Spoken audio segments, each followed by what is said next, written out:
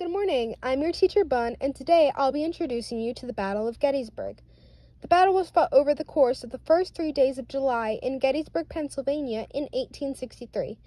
Two important generals from the Union were involved in the Battle of Gettysburg, Major General George G. Meade and Major General John Buford. Major General Buford was credited with setting the tone for the success of the Union.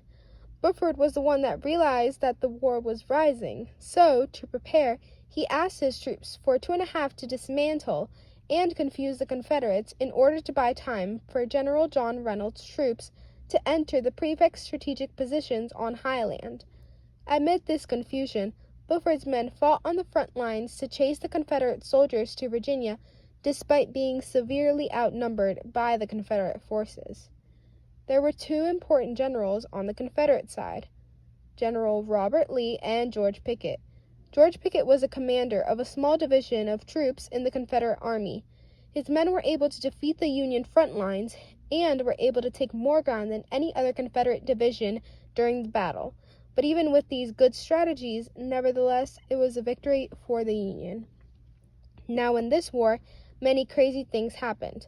I've compiled a list of interesting facts about the Battle of Gettysburg events that occurred during the battle and events that occurred after the battle. To start off, it was estimated that 569 tons of ammunition was fired during the 3 days of fighting, which is equal to 3 whales. Even though the women were not allowed to fight yet, that didn't stop them from enlisting. Some enlisted because they were passionate about the cause, others because they liked the idea of fighting to serve the country, but sadly, some were killed. Many buildings operated as hospitals during the battle, including churches, various public community buildings like hotels, and private homes. During the war, a woman named Mary Jane Wade would prepare bread and water for the Union soldiers, but one day was killed by a stray bullet going through her door. She was the only civilian casualty during the Battle of Gettysburg. When the war was over, both General George Meade's army and General Robert Lee's army met at the Potomac River, but both armies were so battered and worn out from the battle that they passed each other.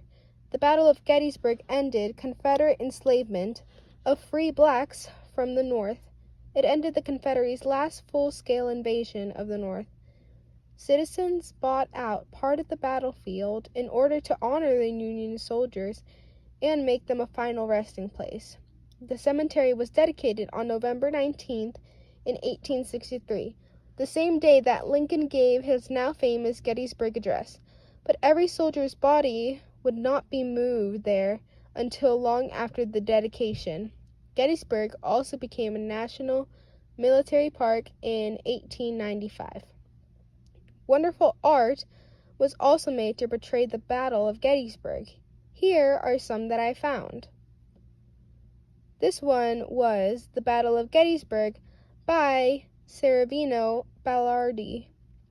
And this, The Battle of Gettysburg painting, was made by Paul Dominique Philippetou.